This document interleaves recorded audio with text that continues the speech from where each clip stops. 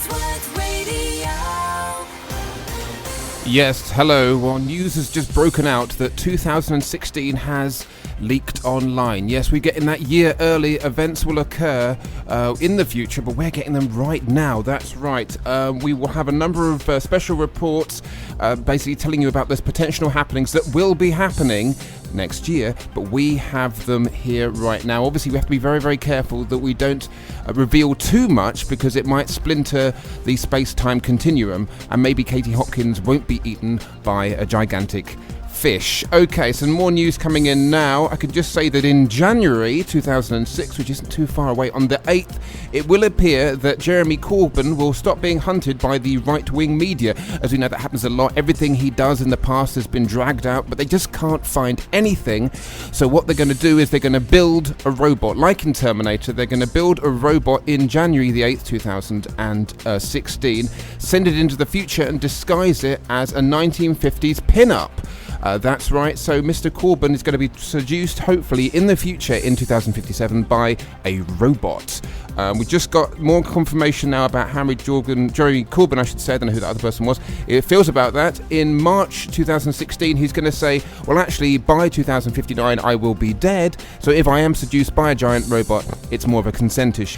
What's going to happen in February 2016? That's right. Now, Valentine's Day is going to be made illegal. That's right, in 2016, they're going to take away Valentine's Day because everybody who's not going out with somebody is finding it all a bit irritating. Basically, any Valentine cards found in any buildings will be removed, destroyed. Clinton cards is going to go underground. And basically those evenings full of smug couples who eat oysters and say nice things to each other and basically try to propose to each other before the people in the other table can, that's going to be stopped now. The person who works for Clinton Cards has said, oh well, that's the end of our career then. More news. In March 2006, in the future, in case you've not been paying attention, Marvel Studios will release a new movie. Surprise, surprise. This one, the movie is based on those adverts you see at the back of old-fashioned comics from the 60s and 70s. First, there's going to be Sea Monkeys, the movie. Then there's going to be X-Ray Specs, the movie. And finally, there's going to be an entire movie based on bodybuilding correspondence courses. But by July 2016, the sun will explode, or at least a little bit. Probably a bit of solar wind, which is quite embarrassing.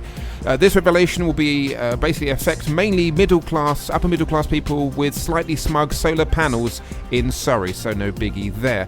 Fashion. In 2016, in August, we can look forward to the style of the summer being the charity shove.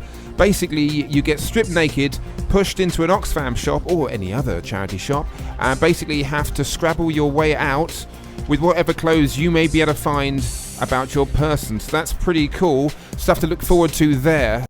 Okay, well, September 2016 sees finally the return of Doctor Who. Peter Capaldi in his third season as the new Doctor will be accompanied by a newer companion that is invisible.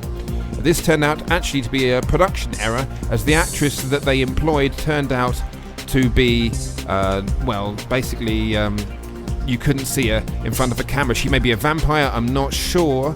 And basically this will be, of course, in 2016, possibly be Peter Capaldi's final. In fact, I got it confirmed now, 2016 will be Capaldi's final season as the Doctor.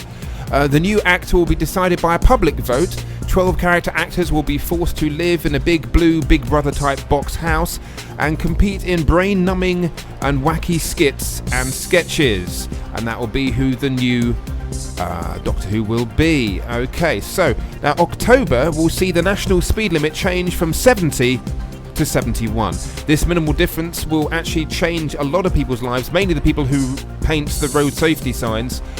Basically, the sign-making industry will say in 2016, apparently they're quoted, that the cost of the additional one to all the signs will be the same cost as it will be to get Katie Hopkins to stop breathing for a year.